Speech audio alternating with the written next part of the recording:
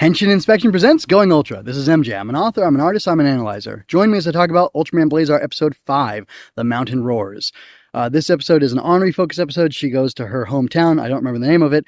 We see one of her childhood friends, Mizuho, yes. And they get to talking about things, and basically Mizuho can somehow hear the voice of animals and birds and insects and maybe, and this kaiju as well. This kaiju's name is Dorgo. And when they were kids, they would go and pray at the shrine that is on the property of Mizuho's family, like her ancestral property, basically. And there was a shrine there to Dorgo, and they would go and pray there and stuff, which is a little interesting. But it's another culture, and I just, I accept it. I'm watching a Japanese show. I have to accept things from Japanese culture, even though it seems kind of interesting or funny to me. And Dorgo's supposed to be this guardian deity of that area, and he makes their water really good, makes their soil good, and I don't know why he does that stuff, but that's what he's there for. And I can't remember the lore of it, but for some reason, about 1,000 years ago, he fell asleep and turned into a mountain, or collapsed himself into a mountain, and then has been sleeping there, and he's been watching over the place ever since then. That makes me think, what was he watching over the place for? What dangers or what threats did he do away with? Or is it just that he makes their soil and their water clean, or good for growing food and clean, so that it's very nourishing to the people who live there? I don't know. And is that just because he gets their prayers, or what's up with that? It's not explained, but that is kind of some interesting world building or lore stuff I would like to know about. But I guess that's for a different time, or maybe a different Ultraman show. I'm going to go ahead and say, I'm going to say my whole list of things, then I've got a bunch of stuff to say at the end there. So that was interesting. Dorgo wakes up, and then he runs past. I can't remember what happened to Earthgrown, but Earthgrown was busted, and he just shut down. And Dorgo runs past Earthgrown, and drinks some water, and promptly falls asleep. By the way, Dorgo's got a fantastic design. He's got a beard made of moss or plants or whatever, and it gets all wet in the water, and that's really cool. He's got this horn and this stairway arch thing that ends up going up at some point when he's firing off his electric shot power from his nose or whatever. Super cool. Anyway, and then they say that he's asleep for 1 hour. It's going to take about 1 hour, or he's asleep for an indeterminate amount of time. He's adjusting to being awake now, which is why he was up and then collapsed almost immediately. But in about an hour, Earthgrown's going to be ready, so they're hoping that they can get this fixed. Mizuho wants them to put this idol or shrine item thing, a little statue of a Buddha type figure, back in the shrine, and she thinks that will subdue Dorgo and put him back to sleep, so that this won't be an issue and they won't have to destroy him. They want to destroy him, but she's saying no, and she's kind of been fighting with the people there who are doing the tests, and they said, we did soil samples and we tested the earth, and we're sure there's nothing here. And then lo and behold, Dorgo ends up being there, and she was telling them about that. So the people in the area think that Dorgo is just a fairy tale. Mizuho doesn't believe that. Her family has an ancient scroll that she pulls out and she shows, and it's old style Japanese art, like the ink. It's not ukiyo, that's woodblock prints. This is on a scroll, and it's painted on there or whatever, and it looks really cool. But anyway, she shows that to them, and she's talking about it, and they use that to gather clues for what they're going to be doing with Dorgo, how they're going to subdue him. And Scarred finds a way to do it non-lethally, which is that she's going to go off and she's going to put the idol, the relic, I don't know what to call it exactly, the statue back in place where it was, and that should subdue him. Something really interesting that happened was that when he awoke, there was chaos, and Gento ended up getting thrown off of a cliff or whatever. And as he's falling, it's really cool. We get this POV shot from him where you see his hand go up, and he's spinning around, and then you see his hand with the brace on it, and then he gets out the Blazar stone, puts it in there, and transforms. And that's cool. That's always fun when a hero is falling and their transformation is able to save them somehow. I really like that stuff that was done in the original Ultraman series, at least once, if not a couple times. And it's always good. It works really well. So anyway, Earthgrown, when he wakes up and he's fighting Dorgo, he does this cartwheel. And while he's cartwheeling, he's arcing through the air, and he's shooting off his handguns or whatever, guns from his hands.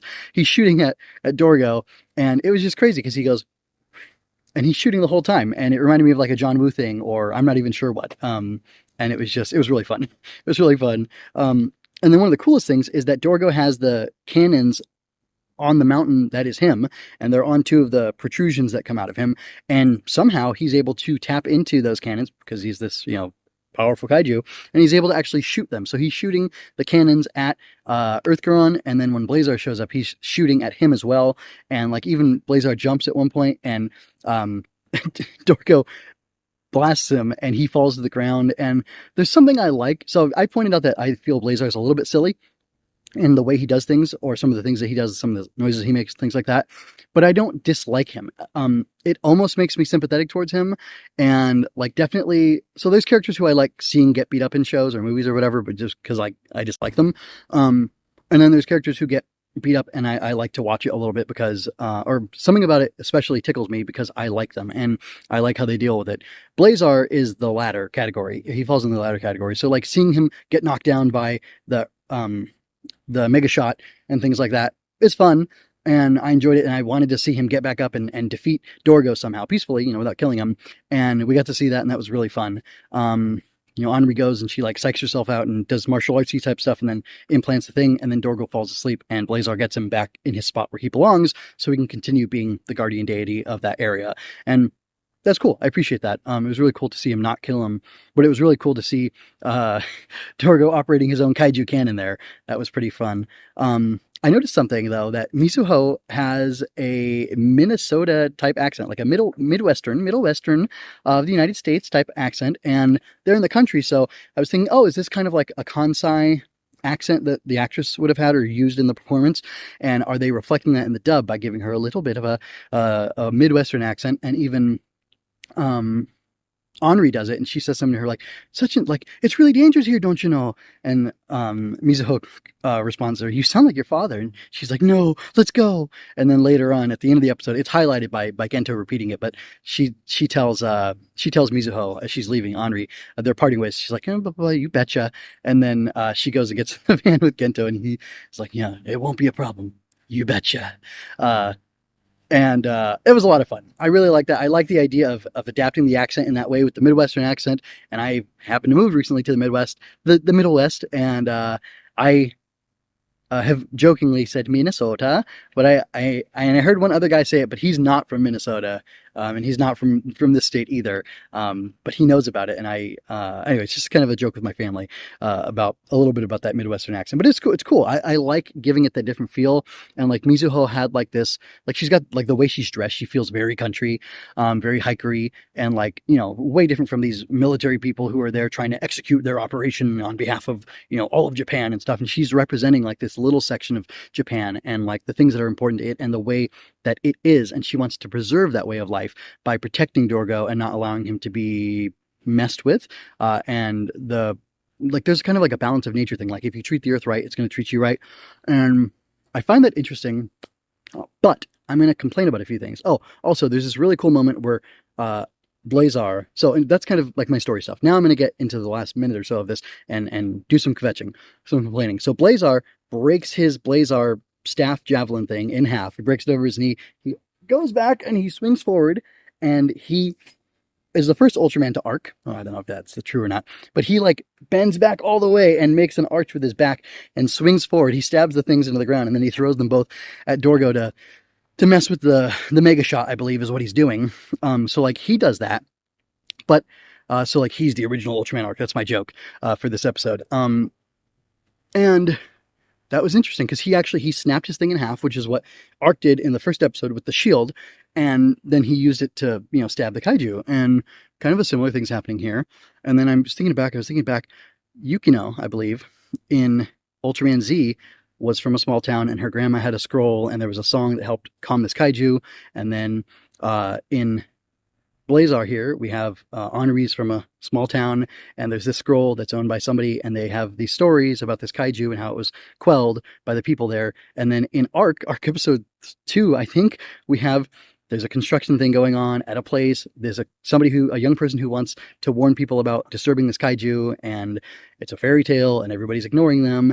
And I can't help but think how unfortunate it is that while the execution of all this stuff is really interesting and really neat, that there's a little bit of repetition going on, or I mean, a large repetition going on with this nature story. And I find that very unfortunate. I especially find it unfortunate because it's Takaguchi is the like director slash producer of Z, and well, he was Blazar, so he did both of these nature episodes. I don't know who's running Arc, but it's too bad that they're like very closely repeating stories, and I think that's a detriment. It takes away a little bit of my enjoyment because I think, oh, here's the nature episode, and I like nature. I'm out here in nature right now, but it just doesn't make sense. It's less compelling, and it's frankly a little insulting to the audience, even if it's kids who turn over year after year.